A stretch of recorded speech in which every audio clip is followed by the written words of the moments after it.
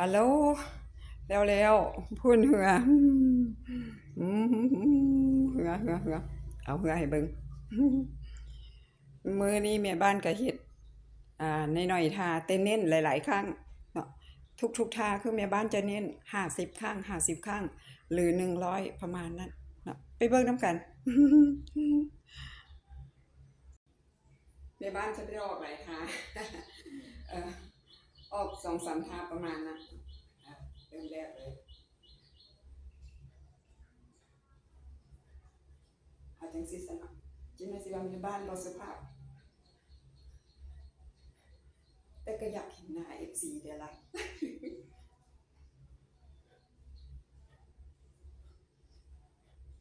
เนาะนะคะแต่ว่า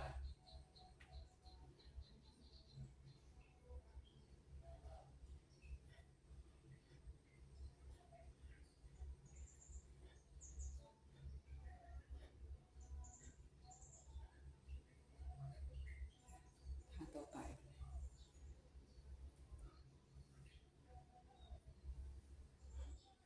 สังเกตบีบตัวนี้จับนี่บ่แล้วก็ได้ก้าวก้น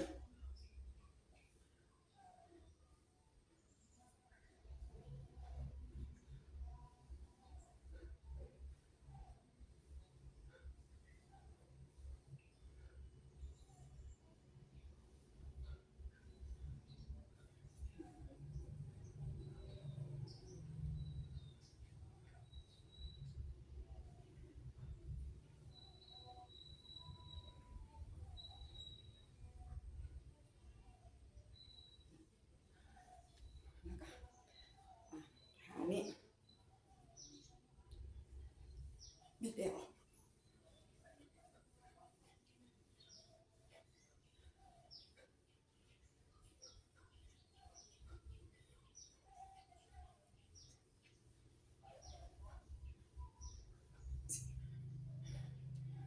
ต่อด้วยขานี้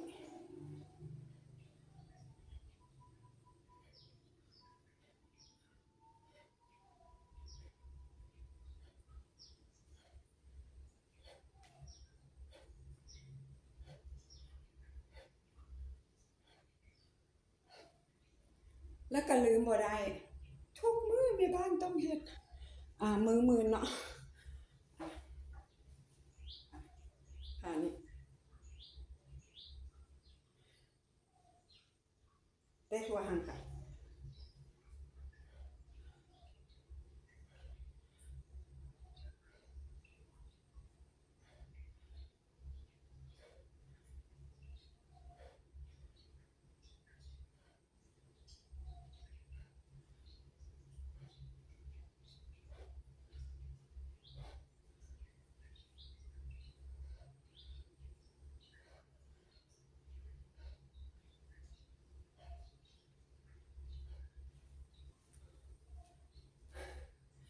เรียบร้อยบ๊ายบายพอกันใหม่คลิปต่อไปทุกท่าคือ50ครั้งเนาะ